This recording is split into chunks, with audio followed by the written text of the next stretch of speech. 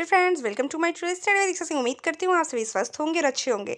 तो स्वागत है आपका जोरदार की आज करंट अफेयर की क्लास में। पहला प्रश्न आपकी स्क्रीन पर जो दिखाई दे रहा है आपसे पूछा है कि हाल ही में वर्ल्ड प्लम्बिंग डे कब मनाया गया? 9 मार्च, 11 मार्च, 10 मार्च या 13 मार्च को?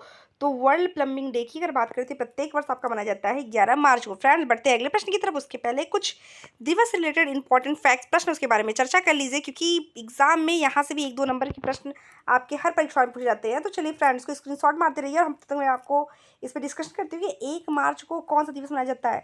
तो 1 मार्च को शून्य भेदभाव दिवस और विश्व नारी सुरक्षा दिवस के रूप में मनाया जाता है। 3 मार्च को विश्व वन्यजीव दिवस और जो है विश्व श्रवण दिवस। तो ये जो विश्व वन्यजीव दिवस है इसको आप इंपॉर्टेंट के तौर पे नोट करिए, क्योंकि एग्जाम में कई बार रिपीटेड प्रश्न है। 4 मार्च को आपका राष्ट्रीय सुरक्षा दिवस और 6 मार्च को आपका पाना स्वतंत्रता दिवस मनाया जाता है। और 7 मार्च को जन औषधि दिवस और 8 मार्च को अंतर्राष्ट्रीय महिला दिवस। तो आपके यहाँ पे 2 प्रश्न काफ़ी ज़्यादा इंपॉर्टेंट। एक है आपका 3 मार्च वाला प्रश्न। 3 मार्च को विश्व वन्यजीव दिवस के रूप में और 8 मार्च को अंतर्राष्ट्रीय महिला दिवस के रूप में मनाया जाता है। यह 2 प्रश्न आपका मार्च महीने से बहुत ज़्यादा पूछे जाने के चांसेस है, जिसको ध्यान से अंडरलाइन कर लीजिएगा। और 10 मार्च को आपका CISF का स्थापना दिवस और अंतर्राष्ट्रीय महिला न्याय दिवस के रूप में मनाया जाता है। तो दिवस रिलेटेड मार्च के महीने में जो भी महत्वपूर्ण प्रश्न था फ्रेंड्स, मैंने वो आपको बता दिया है, इसलिए वीडियो को बिना स्किप किए पूरा देखिएगा। वीडियो पसंद आया तो मेरे चैनल को सब्सक्राइब, मेरे वीडियो को लाइक करना कतई ना भूले।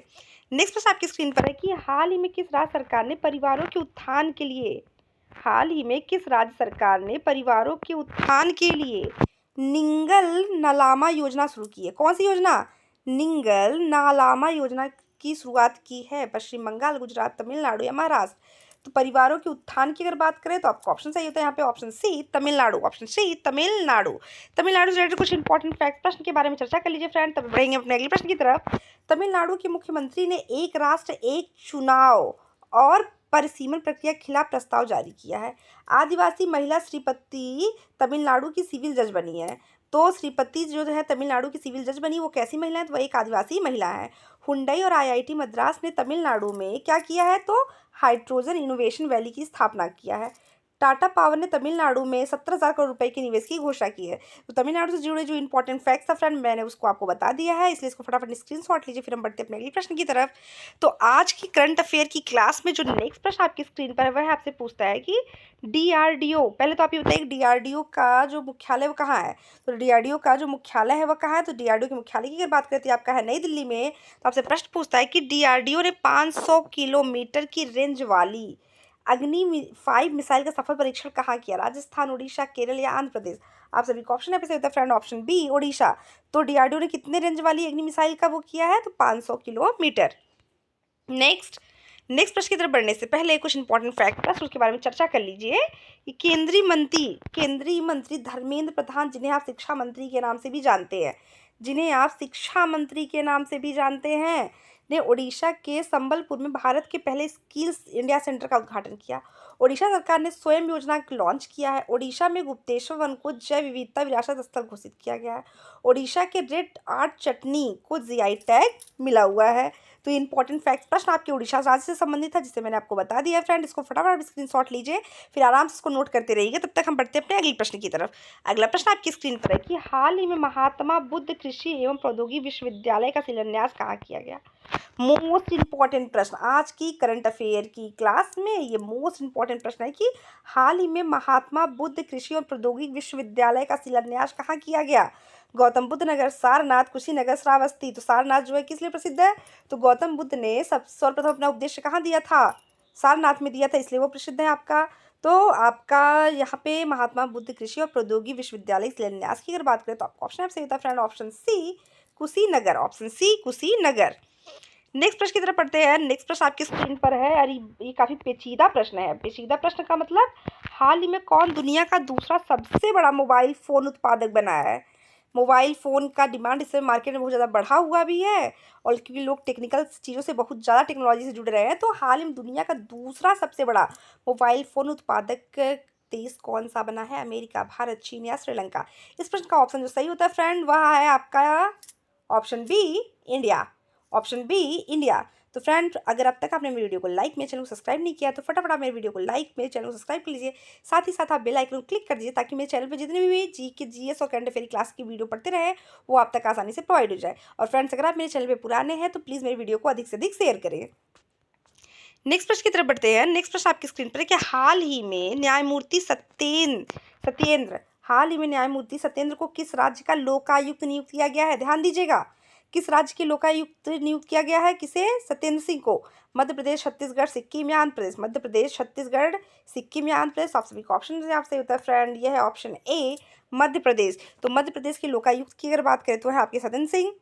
और अगर आपसे पूछा जाता है सत्येंद्र सिंह कहाँ के लोकायुक्त बने तो आपके हैं मध्य प्रदेश के।